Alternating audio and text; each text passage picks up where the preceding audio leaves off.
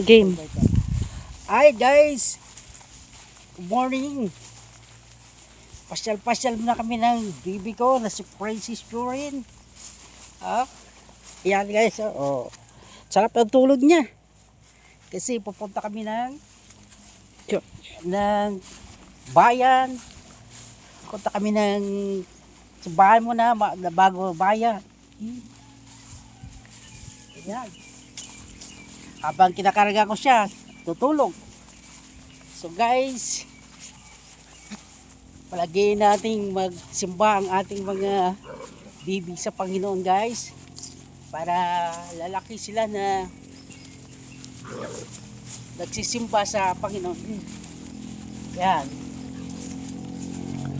Sila na kamulat sila sa panampalataya.